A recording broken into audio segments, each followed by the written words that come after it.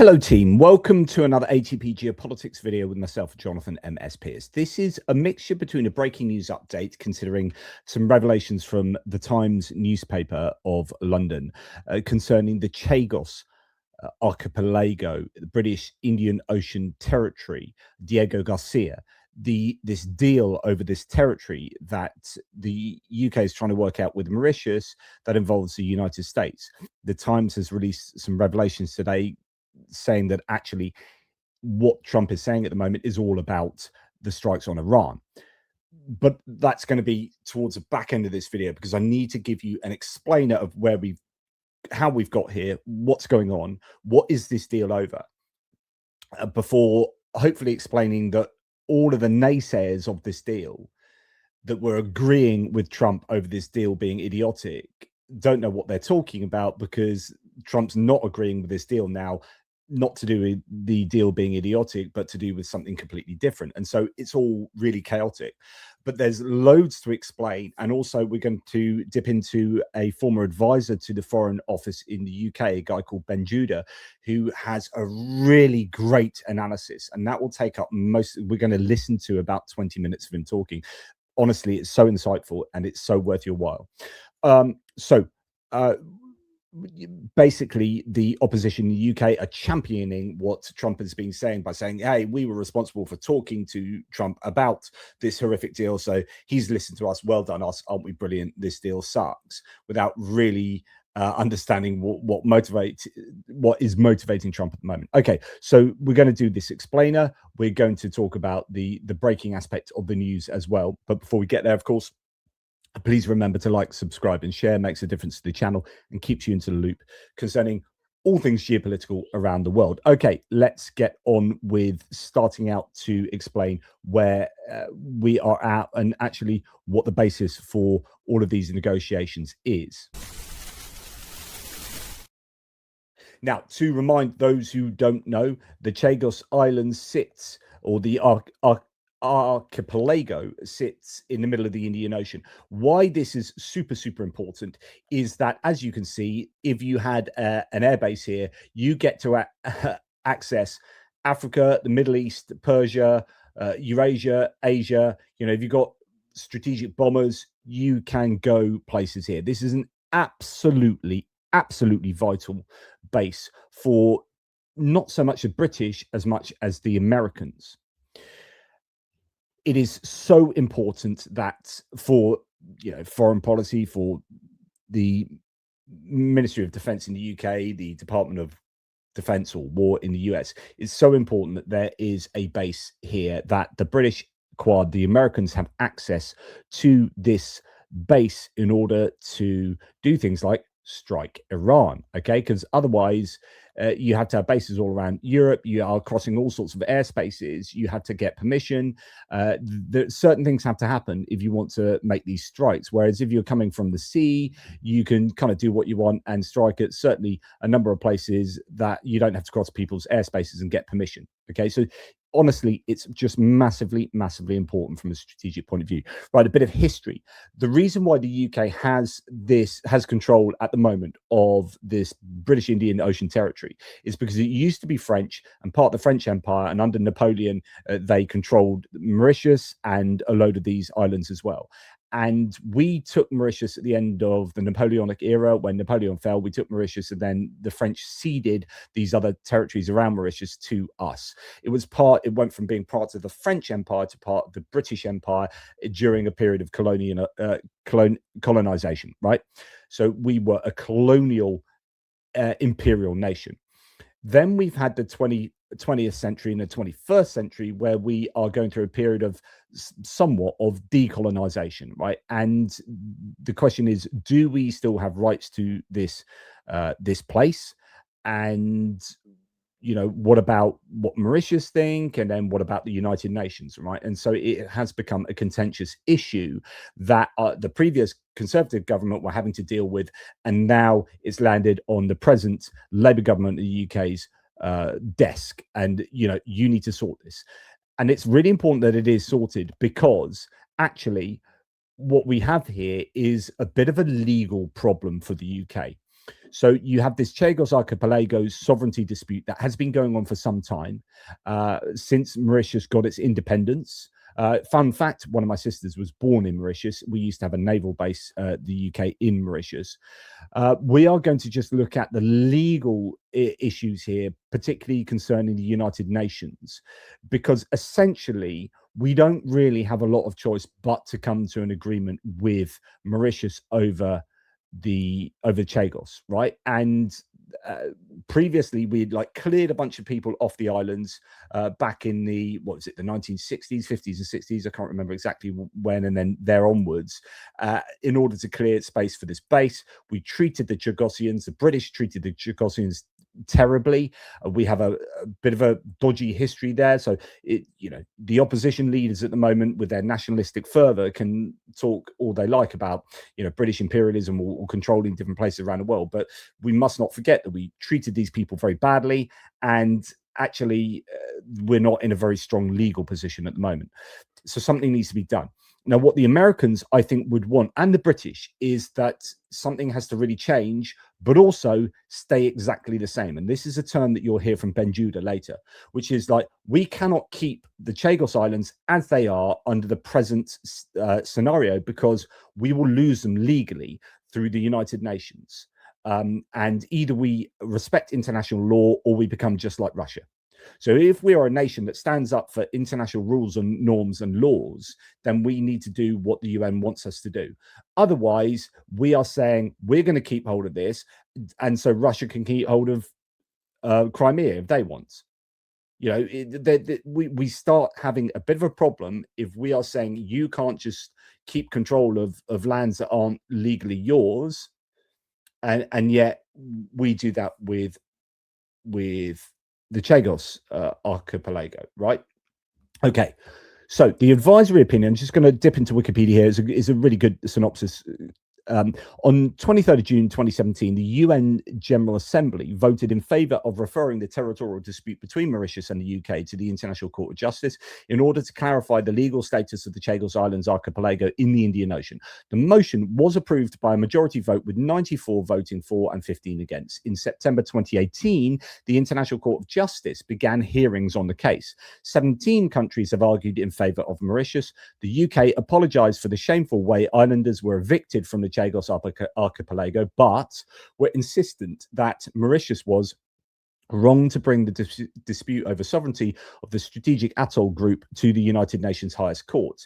The UK and its allies argued that this matter should not be decided by the court, but should be resolved through bilateral negotiations. We don't need courts to tell us what to do. We'll just come to some kind of little arrangement with Mauritius ourselves, type thing. While bilateral discussions with Mauritius have been unfruitful over the past 50 years. I mean, the problem Mauritius had from their point of view is that, well, we've had 50 years of these bilateral attempts at bilateral agreements and nothing's happened. So we're going to the international court because we can't sort anything out. And we're going, no, you don't need to do that. Yes, we do need to do that because nothing's happened. So on February the 25th, 2019, the judges of the International Court of Justice, by 13 votes to 1, stated that the United Kingdom is under an obligation to bring to an end its administration of the Chagos archipelago as rapidly as possible.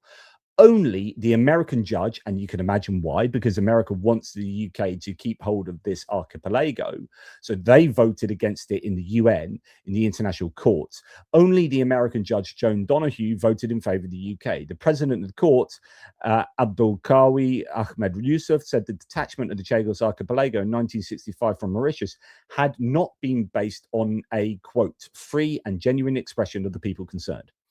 Quote, this continued administration constitutes a wrongful act, he said, adding, the UK has an obligation to bring to an end its administration of the Chagos archipelago as rapidly as possible, and that all member states must cooperate with the United Nations to complete the decolonization of Mauritius. So it was really unequivocal that we had to, this was not a a ruling, by the way. This was an advisory opinion, but we had to, as quickly as possible, get this island back to Mauritius. Largely because of the detachment of the islands, the ICJ determined that the decolonisation of Mauritius was still not lawfully completed. On the 1st of May 2019, the UK Foreign Office Minister, Alan Duncan, for the Conservatives, stated that Mauritius has never held sovereignty over the archipelago and the UK does not recognise its claim. So the kind of defence was like, well, you as Mauritius, back then you were the Ile-de-France, and under the, I guess it was like going back into history, like you don't have jurisdiction over this island any more than we do, right? So we're just going to keep it. And Mauritius like, yes, we do. And the problem is that the UN General Assembly and the International Court of Justice said, actually, you do need to give it back to Mauritius. So despite what Alan Duncan said, everyone else is disagreeing with the British there. So he stated that the ruling was merely an advisory opinion and not a legally binding judgment, and that is correct. But the problem is, if we don't adhere to the advisory opinion, then it would just go to the courts and it would be ruled against us, and we would then be in contravention of international law. Okay, so we've got this situation where like we need to sort this out quickly, and on the advice of the ICJ, and if we don't, then they will just do us in court, right? So there's no easy way out for the UK unless we want to become kind of Russia here.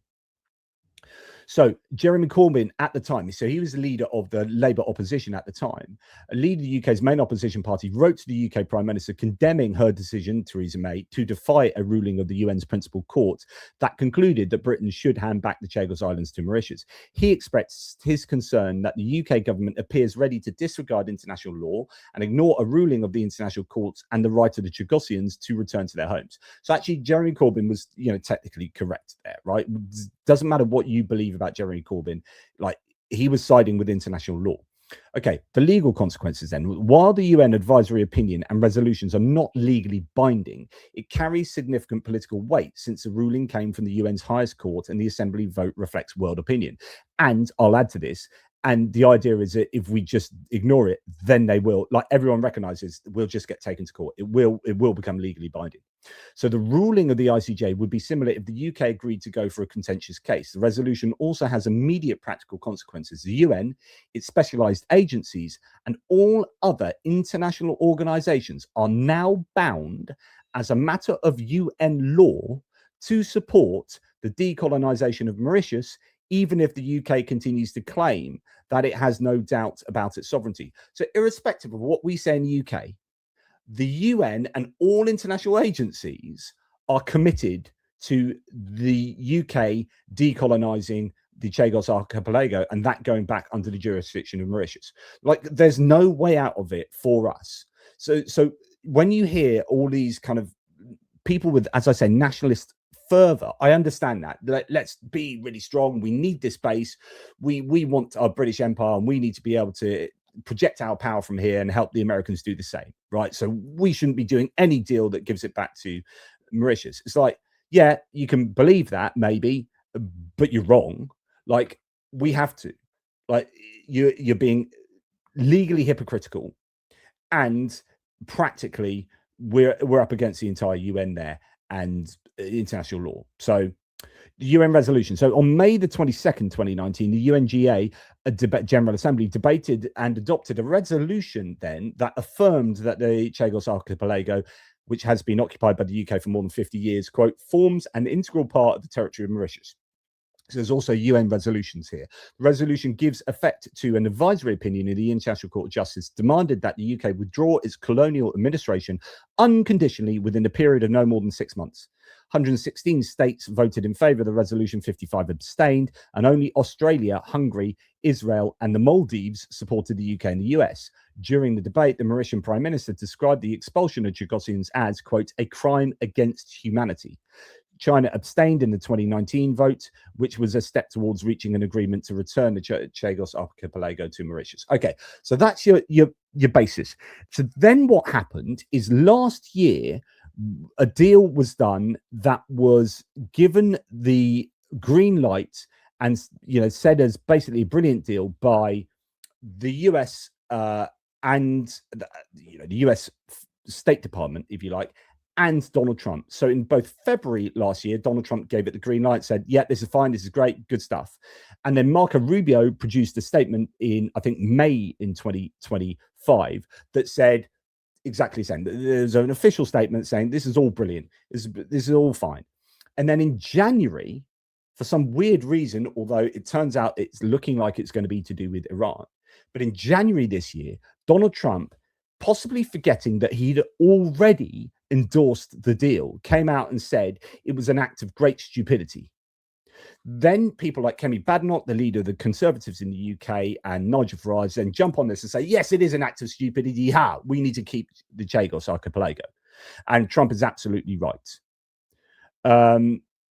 Now, this was seen as kind of really annoying for the Labour government because Trump had already given the green light to the deal, and so had Marco Rubio. So then the UK government said, okay, we're going to go back to the kind of drawing board. And then he did this deal again that Trump again endorsed, right? So this is Trump endorsing it on February the 5th. I have had very productive discussions with the Prime Minister Keir Starmer about the island of Diego Garcia. It's the site of a major US military base strategically situated in the middle of the Indian Ocean and therefore of great importance to the national security of the United States. That is true. We have the most powerful military in the world. Our military operations over the course of the last year were successful because of the strength of our warfighters, modern capability and our equipment, and very importantly, the strategic location of our military bases for staging and other reasons. Okay, this is somewhat true as well. I understand that the deal Prime Minister Starmer has made, according to many, the best he could make. However, if the lease deal sometime in the future ever falls apart or anyone threatens or endangers US operations and forces at our base, I retain the right to militarily secure and reinforce the American presence in Diego Garcia. So what Trump was saying back at the beginning of this month, a couple of weeks ago, is that this is the best deal that you can make. Like, given the situation, given your legal predicament, and you've got to make a deal with Mauritius to lease this island. So when I was talking about you want something that's completely different so that it remains the same. So we cannot keep going at the moment with this area belonging to the UK just as it being part of the British Empire, because the UN have stated unequivocally that that cannot remain. So we then have to do something different that allows us to remain the same. The remain the same bit is we still need to control Diego Garcia or the Chagos Archipelago, and the US still needs to have access to Diego Garcia and the airbase there. That's what needs to remain the same. So whatever we do, we need to remain the same, but by doing something different. And the different is, like, we're going to lease it off. We're going to give it back to Mauritius. They can have, X, Y, and Z, but we need to keep this very key area here, and we're going to lease it from Mauritius.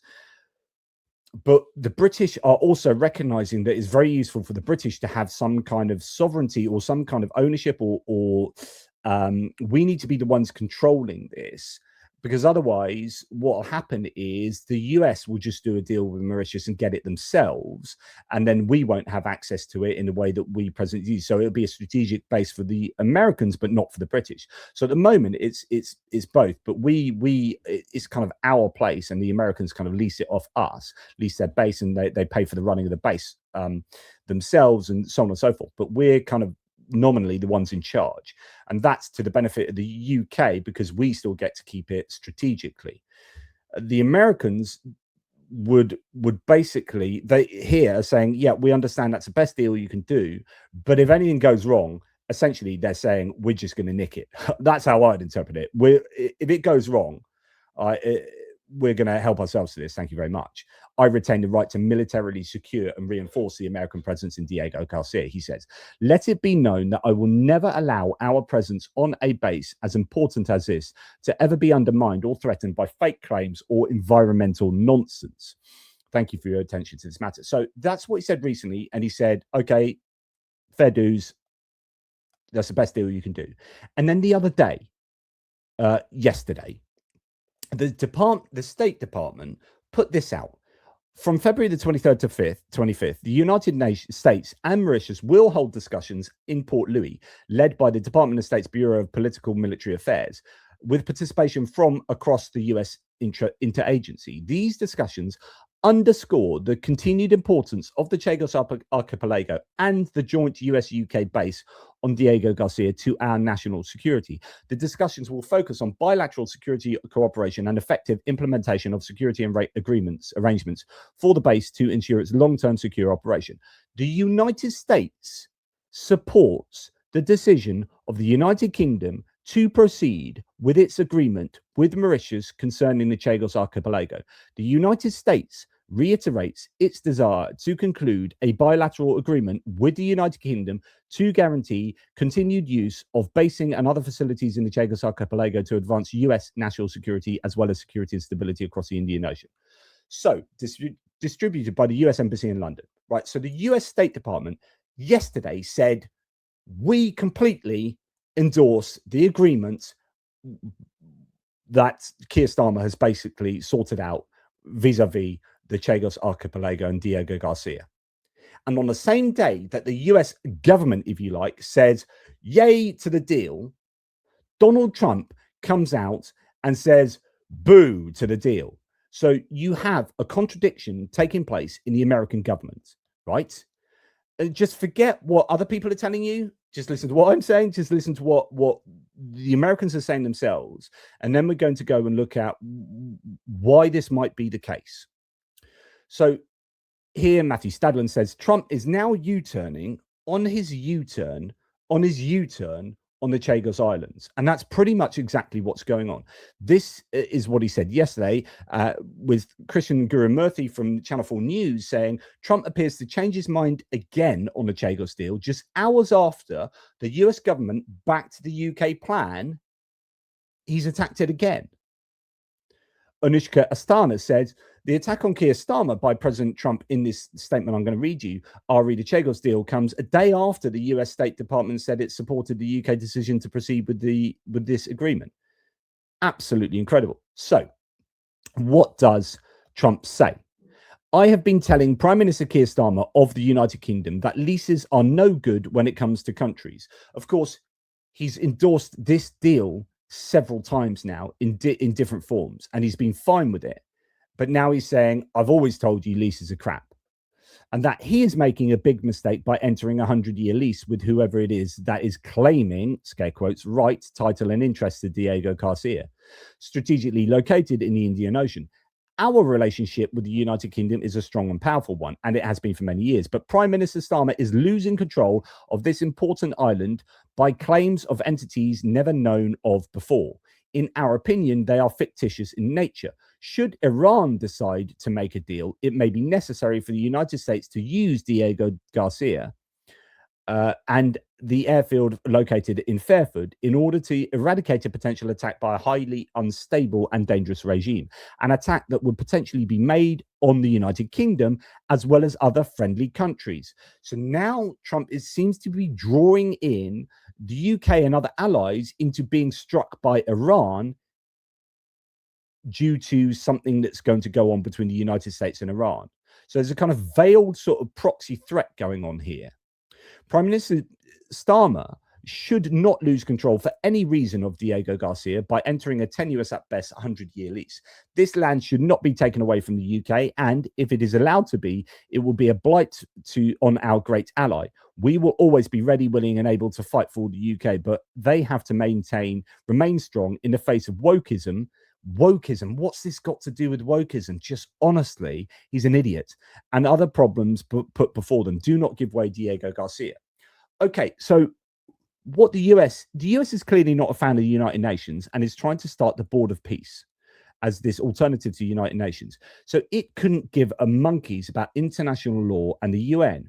Now, the UK has a choice. Either we side with the United Nations and do a deal over the Chagos Archipelago with Mauritius, or we just hold on to it illegally and just do whatever the United States expect us to do. But then we look no different than Russia, staking claims to Crimea just because they had it previously. Okay, we are in a bit of a dilemma. But then you have, jumping on top of this, all our usual kind of political opportunists in the UK. But just to remind you, the United States supports the decision of the United Kingdom to proceed with the agreement. So, you've got Trump saying one thing, but the United States State Department saying the exact opposite. So when Kemi Badenoch, the leader of the Conservatives in the UK, speaks, she's like, oh, yeah, Trump is right. She doesn't say the American government is right. She says Trump is right. As I've said before, Starmer's Chagos deal is an act of great stupidity. So trying to use the wording of Trump back in his initial disagreement, even though he'd given it the green light previously. Paying $35 billion to surrender the islands is complete self-sabotage. Chagos is a strategic asset. If our closest ally is saying this, the PM should listen. It's time to kill this terrible deal. Now, there are arguments you can have over whether the deal can be improved, but I think the notion that we have to do a deal, I think, is probably a necessity, unless you just think we can break international law. Owen Jones here, who's very much a left-winger in the UK, says, I've met him. I was on TV with him at the BBC in Big Questions once. So he's actually a really, of all the panel, he was the nicest guy. The most important points in Donald Trump's post, he says, war with Iran is imminent. Yeah, I agree with that. And Britain is going to be involved in Trump's war on Iran. Now, this is key. So he was predicting this from what Trump said and prior to the Times article coming out. We've got Simon Nixon here saying, does Trump really believe the US security over Diego Garcia is threatened rather than enhanced by a 100-year lease? Or is this really about Greenland, where he doesn't want to be fobbed off with a lease? Otherwise, this latest spasm makes no sense. Professor Christopher Painter says it's literally impossible to do any sensible business with a president where policy back and forth changes from one day to the next. Lunatics are more predictable. So this idea that it's just really like, your government's just told us one thing. Now you're saying the other thing, but you said previously it's the best deal we can get. And then previously you gave it the green light. Like, what is going on here? Where is your consistency? Another source saying Donald Trump is demanding that the UK let him use UK's Diego Garcia base in the Indian Ocean to strike Iran. So this was last night. This is before the Times article. This would make UK an aggressor, which is not illegal without declaring war, but also means we will be a legal target for Iran. We cannot let that happen.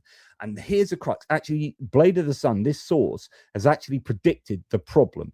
And really what Trump is trying to do here, and what we are now finding out from the Times article.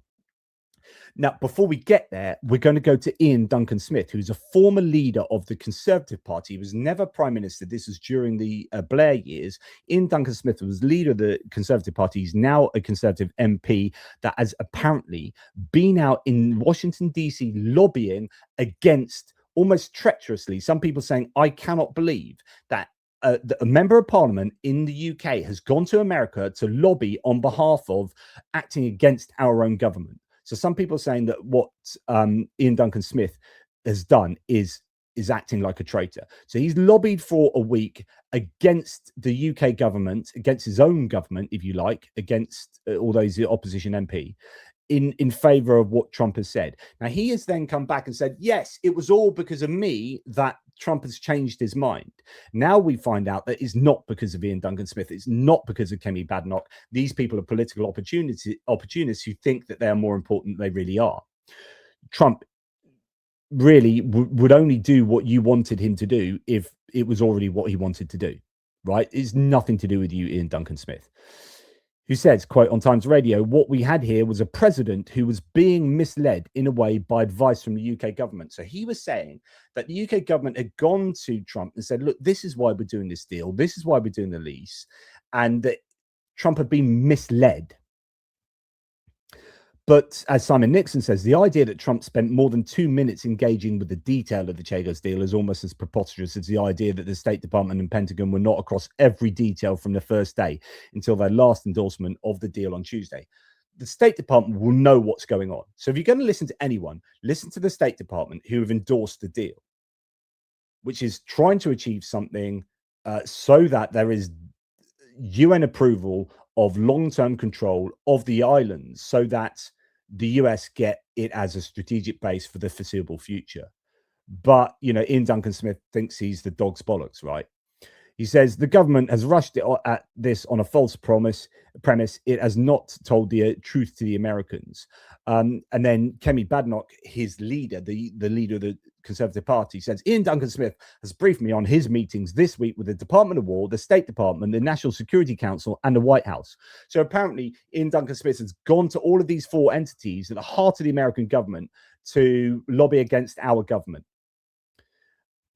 On the stopping the Chagos surrender, my shadow Foreign Secretary, Priti Patel, is flying to Washington this weekend for further meetings. So they are campaigning against our own government in a national security issue and against the rule of law. The Conservative team will do all we can to stop this terrible deal, force the PM into another U-turn and protect our national interest. The reality is that our government is now in a real difficult position. Now, here is what it's all about. The Times reports, and I think this explains everything, that the UK blocking Trump from using RAF bases for strikes on Iran is what has led Trump to then go crazy and be completely against the Chagos deal. So the UK, it seems, was not happy with the US using UK RAF air bases to strike at Iran in what would be an illegal strike. The UK blocking Trump from using RAF bases for strikes on Iran. The Times says the disagreement over the use of British sites is behind President Trump's withdrawal of support for the Chagos Islands deal. The Times understands. So he supported the deal before. Now he doesn't. And it's nothing to do with the legality of the deal or how good the deal is that we want there to be a legal basis for the strikes on Iran before we allow any activity from Diego Garcia. So according to the Times, the US is drawing up potential plans for a strike on Iran, considering using Diego Garcia, a UK territory in the Chagos Islands, RAF Fairford in Gloucestershire. So this is why Fairford was mentioned in the Trump post. So remember, if we go back to here, we have Fairford in the middle there, as you can see, Fairford. Diego Garcia and the airfield located in Fairford. So he wants to use both of these bases to strike at Iran. And the UK is like, not too sure about this. Under UK-US agreements, the US cannot use British bases for offensive operations without UK government approval. The report says the UK has not yet given permission, and there are concerns that centre on whether a preemptive strike would breach international law. So we need to make sure, again, it's all about international law. Do we follow the international law with regard to who owns Diego Garcia or not? Do we follow international law with regard to striking Iran or not? And if we don't, then we are in contravention of international law. And then what right do we have to say that Russia sucks? President Trump has withdrawn support for Starmer's Chagos deal in response of that. Okay, so that explains Trump's about-face on the Chagos Island Treaty, says this source. Poor old Badenoch, Kemi Badenoch, she thinks that it was her party's efforts that changed Trump's mind. Nothing of the sort. It's to do with the legality of strikes on Iran. And the UK is not happy with our bases being used to strike Iran before we get that legal permission. The UK has reportedly refused Trump's request to use British RAF bases, including Diego Garcia and Fairford, to launch points for potential strikes on Iran, citing the need for legal and political approval before any offensive operation. Trump has not liked that one iota. So now we're going to go to Ben Judah. And you think, right, okay, I've explained it all. It's all sorted out. Yeah, we understand it. But there's some more context, I think, to understand about the importance of this deal, but also the relationship between the UK and the US going back to the Biden administration and then the Trump administration, and understanding what the US is worried about if there is not continued control over the Chagos Archipelago. So Ben Judah is he's no longer in government, but he was, David Lammy is our foreign secretary. He was one of the advisors to David Lammy, or in the foreign office there. So he knows his onions here, and he is talking to Harry Cole, and we're going to listen to this. It is so super important. When you were working for David Lammy, he said very clearly that this deal cannot go ahead without the US's backing. how have we got into a situation where the State Department appears to be saying, tickety-boo, carry on, and understanding the British logic behind the deal of, the potential legal ramifications and it could be worse if you lost Diego Garcia altogether, whereas the White House seems to have, come to a completely different view. So I want to kind of actually tell you a little bit about what it was like being in government, dealing with the Americans when the Democrats were in power. And why was it that the Democrats were so insistent that the UK get this deal done? I was actually taken aside at one point when I was in government by the Deputy Secretary of State, Kurt Campbell, who went to me, I really want you to understand, Ben, that the only way that the UK can hurt the United States is by not doing this deal.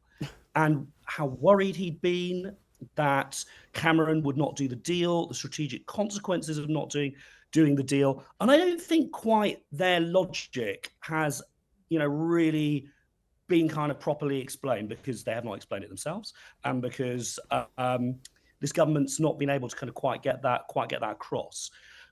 From the way that the Democrats were looking at this base, and if I told you the full amount, or even half, or even a quarter of what happens on that base, I would be, taken away to HMP Gartree under the Official Secrets Act. But look, it's a really, really important base. Okay, just to translate those 2 points, I know you've heard that, but one, this base is way more important than people understand. It's freaking important. And that's why it absolutely, as far as the British and Americans are concerned, it absolutely has to remain in control, under the control of the British and Americans, right?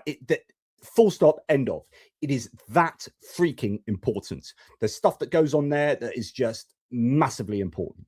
Okay, he says, I can't tell you the full, even a fraction of it, but it's that important. So if it goes to legal contestation of this and we don't have a deal, and then the international community strips the UK of its ability to control this archipelago, then that absolutely shafts both the United States and the UK. And then you allow someone like China to come in and do a bilateral deal with Mauritius, say Mauritius get it back because the UN have given it back to Mauritius, and then China come along and Mauritius say, well, it's ours, but we don't mind if you use it, you pay us this much money. And then China has exactly what we used to have. And that is just an absolute freaking disaster. So the way I understand it is the previous Democrats were saying, you have to do a deal. You have to do a deal. The biggest way to hurt the US is if you don't do a deal. Because if you don't do a deal, the US end up potentially losing Diego Garcia. Now, the Democrats see that as a kind of rule of law thing. I would imagine Trump just goes, if you don't do a deal, we're just like, literally the Americans are like, we'll nick it. Like, you seen what we did in Venezuela? You seen us blowing up boats just willy-nilly?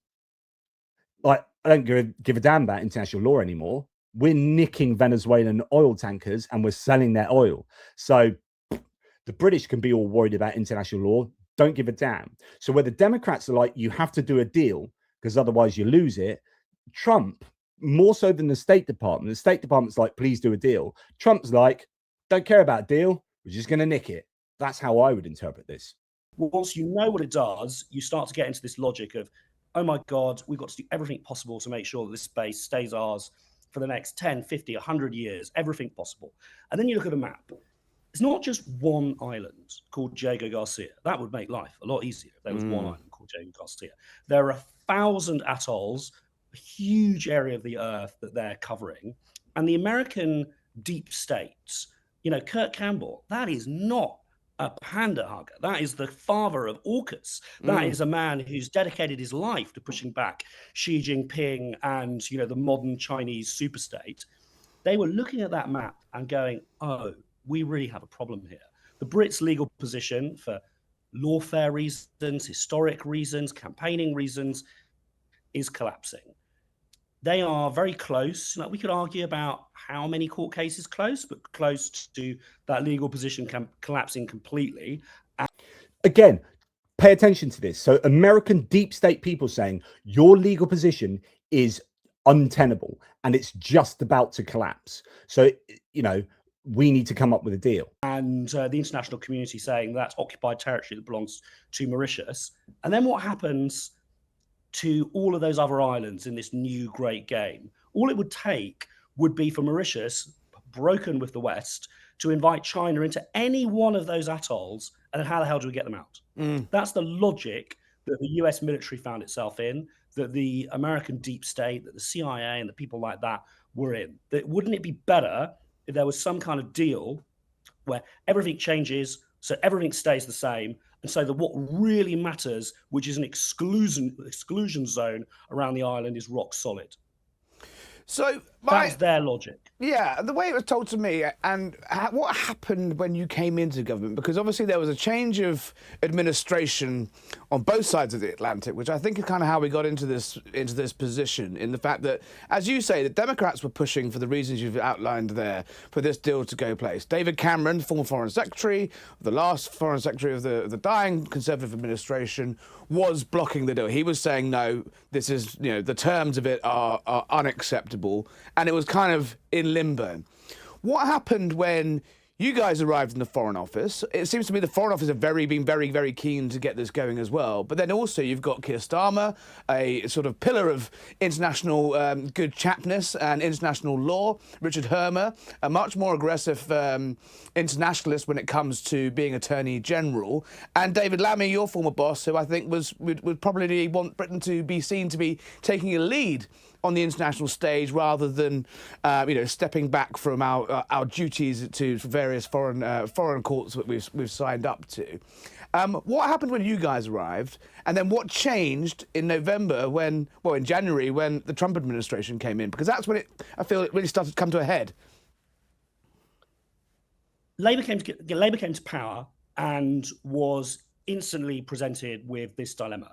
And the dilemma, as the Foreign Office saw it, and the embassy in Washington, which is not just a building, it's a Whitehall department in Washington. It's absolutely enormous, hugely influential in the British system. A lot of our embassies, and we can talk about that, are basically kind of one man or one woman, two local staff and a dog. But Washington's very different.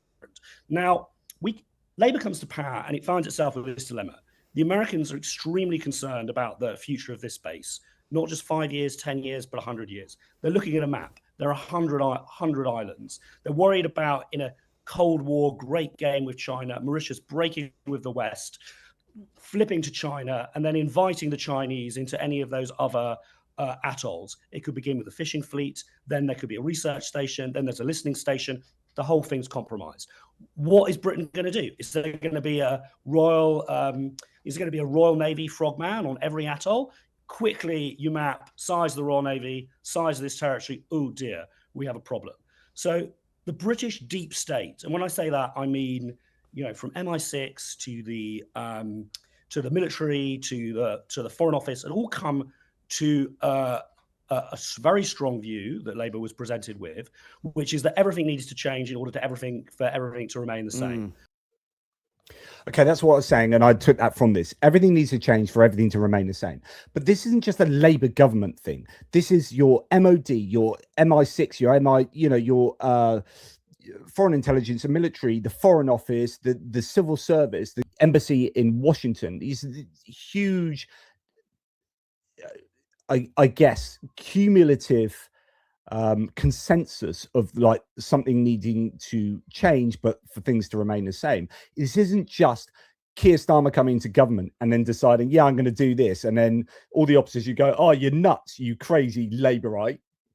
Actually, this is a whole of the British government deciding this, and actually, it had the Conservatives remained in charge. They kind of kicked it to the long weeds and not really done enough about it. But it was, as the Americans said under the Biden administration, you're running out of legal running space here. You've got an untenable position. What was important for national security reasons was an exclusion zone.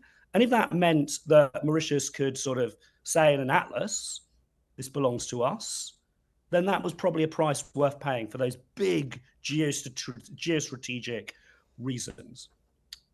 The British officials were also extremely worried that the Democrats had been contemplating, and I don't think this is top-level Democrats, but Democratic officials lower down the food chain have been contemplating doing a deal with Mauritius, cutting the UK out. Now, that would have been bad. what, at least on paper, is a UK overseas territory being handed over by the Americans to another country would not have looked good for the special relationship. No.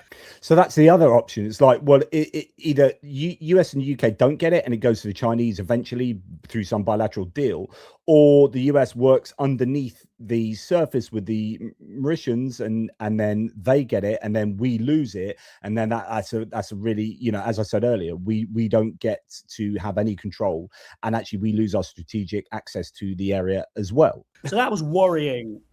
That was worrying officialdom. And then the prospect of just playing a tough hand really badly in the great game for the Indian Ocean was worrying British officials. Now, what happened next is, you know, Trump comes to power, and initially it's quite unclear. You know, and you asked a very pertinent question in your op-ed the other day of who's really in charge in DC.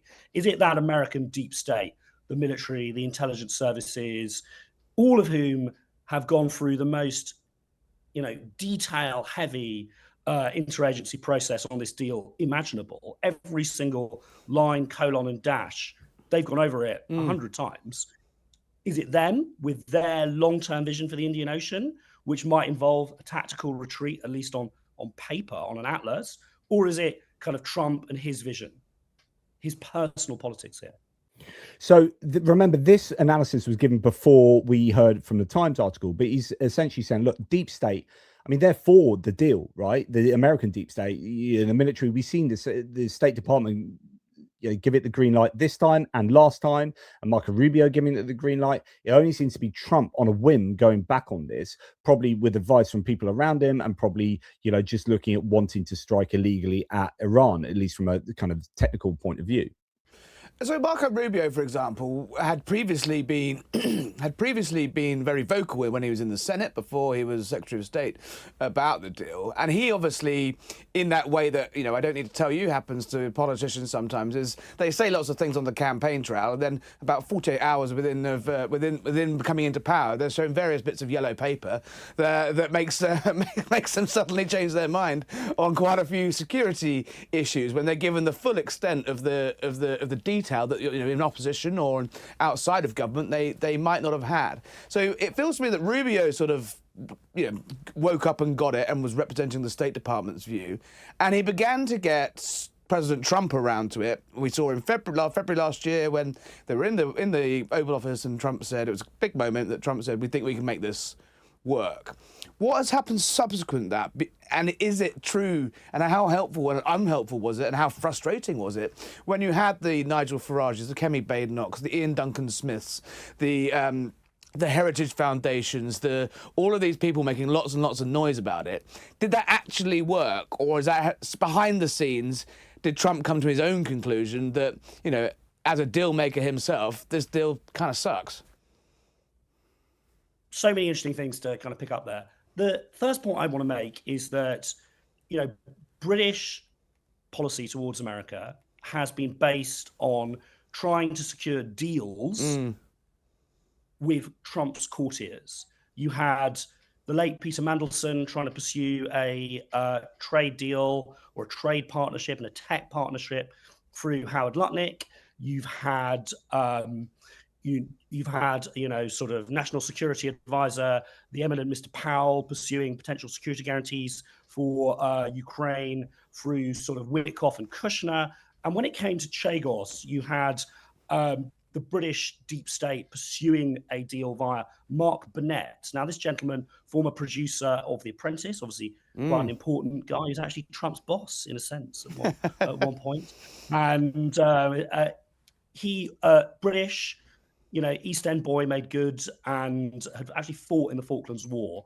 When he was shown, it's very frustrating to talk about this because everything that actually happens in the base is top secret. Yeah. So it makes it very hard to sort of explain it in public. I think we've discussed this at length on this show before. We kind of know how critical it is to our deterrent, to our security, to our intelligence, and the likes. So this gentleman helped initially secure Trump's support for the deals. Again, it's these courtiers trying to get deals with the emperor. Now, after, now we're well into Trump 2.0, I think we can agree that that strategy is lacking, and that only deals with Trump himself that he is fully and completely invested in are deals that stick. So that's the first point. First point there. In other words, if you're going to do a deal, you've got to do it with the emperor himself, and he's got to be, fully on board with it. But the problem is his strategic understanding of these more granular issues is going to be lacking, and it's difficult as particularly the older he gets and further on into Trump 2.0 he goes. That becomes more and more challenging. And then on the lobbying by, Nigel Farage was out here at Mar-a-Lago having lunch with the president about that. Iain Duncan Smith has been around, Niall Gardner, a key sort of think tank world person here. Kemi raised it with the speaker. People have been banging this drum and drum again, almost running a sort of shadow sort of foreign policy operation from the right in Britain. Did that have any effect, or how did that go down inside the Foreign Office? Well, I think that it's actually really interesting to kind of reflect on it, which is what the Foreign Office and the British deep state has tried to do here is try and work out what is in the national interest for 100 years' time, what's the best, cleverest, most perfidious, traditionally Albionic way to retain our assets in the Indian Ocean 100 years' time that might look like something on the surface, but actually be something underneath. And actually doing that in the 21st century, when Britain is so divided between left and right on questions of sovereignty. This is a really, really good point. Honestly, so important. Our country is so divided. America's so divided. We whatever we do, the other side is just going to be going nuts at it. How do we put something in place that gives the UK and therefore the Americans access to this area for 100 years plus? What can we do? What is in the best interest for us that fits in line with international legal framework as well?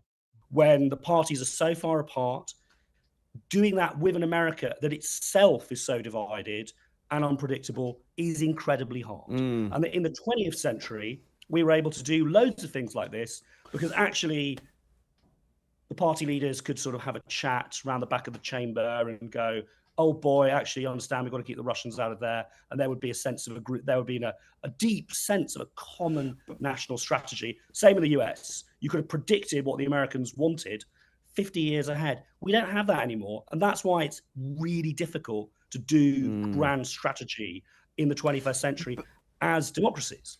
But surely, the politics of this, just the optics, fine. You can make a justification, and as you mentioned, the late Peter Mandelson, he did. He basically said the Americans told us that if you think you got a legal problem, good for you, but that's fine, but that's a you problem, and a you problem means you're going to pay for it. Don't expect us to put up a dime. And if you want to run the ledger of how America defends Britain in the skies, in space, under the sea, around the world, if you want to top that up, you go ahead. But you're going to be found with a pretty big one-sided ledger there. So if you want to do it, you pay for it.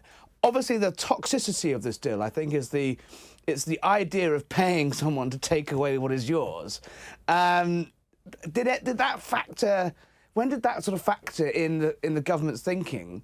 Because it seems to me, we're reading reports now that Downing Street was suddenly horrified by the terms of it after it had been announced.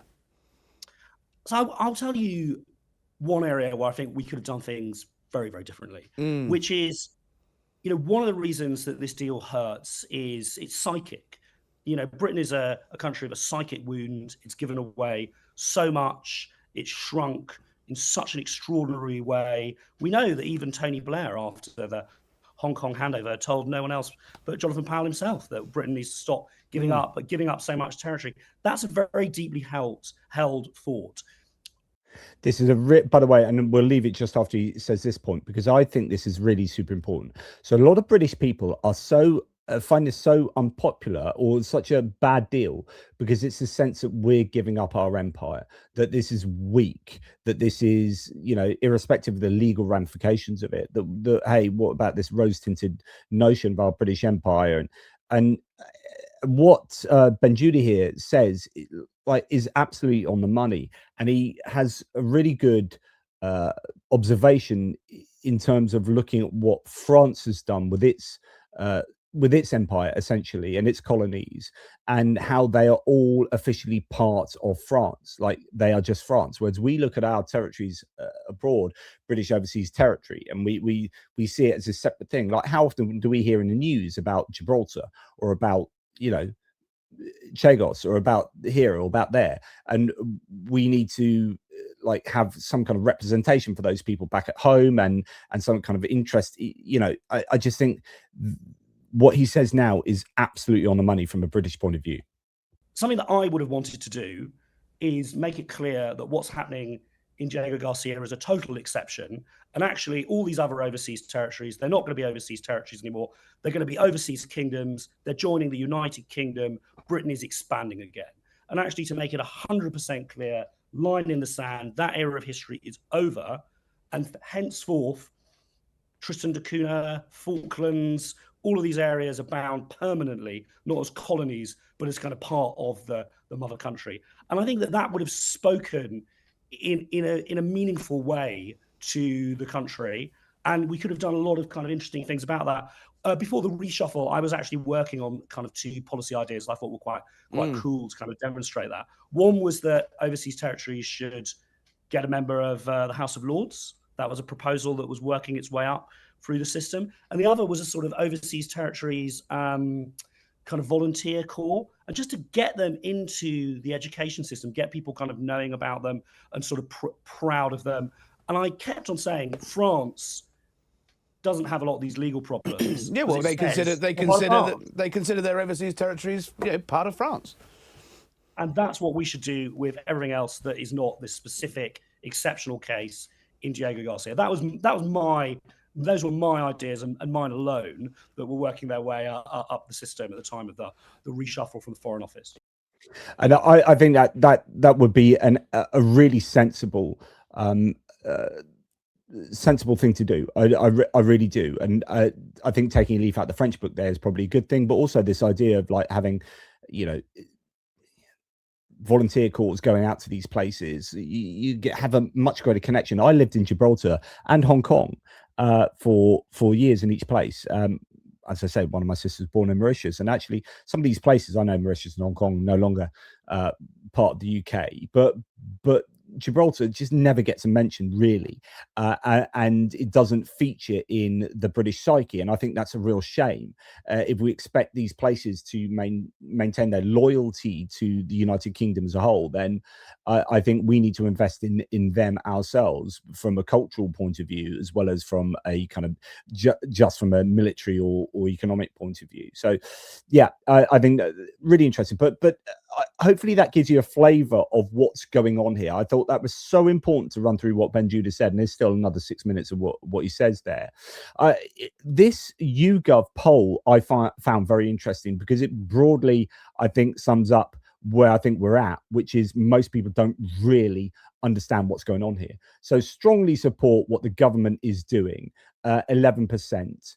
Somewhat support 16%. So that's a combination of 27% for what the Labour government is doing, and 9% somewhat opposed, 18% strongly opposed, 27% against. So half the people are for, half the people, well, actually not half the people, because the majority of people, as in the single biggest proportion here, is don't know. They don't know enough about this. This is my job here, is to try and give some sense of actually what's going on here. Now, I support the government's position actually completely on this. I say completely. I'm not saying that the monetary amount is correct. I have no frame of reference. I would have no clue where to start in terms of how much money should go from the UK to Mauritius in order to keep that lease going. But I think to keep it legally as part, and you have loads of checks and balances in place that if Mauritius decides to play silly buggers over it, then actually it's all out the window or whatever.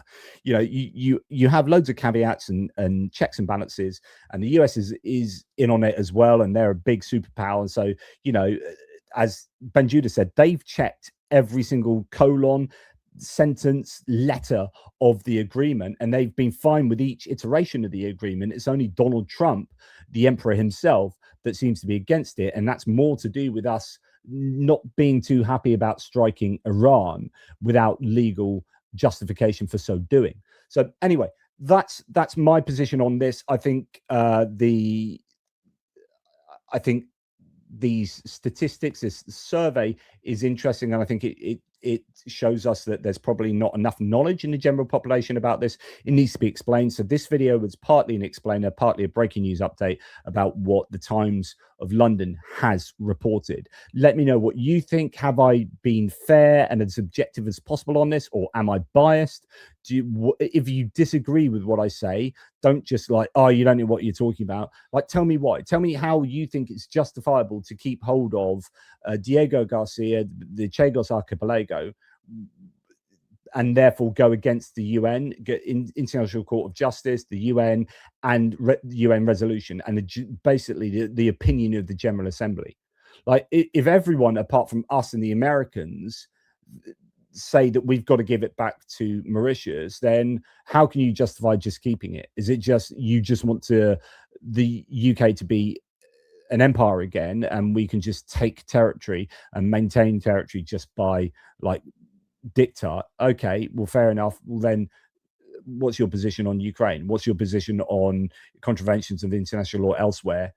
Because we have no right then to defer to international legal advice or legal rulings. So yeah, it's a difficult one.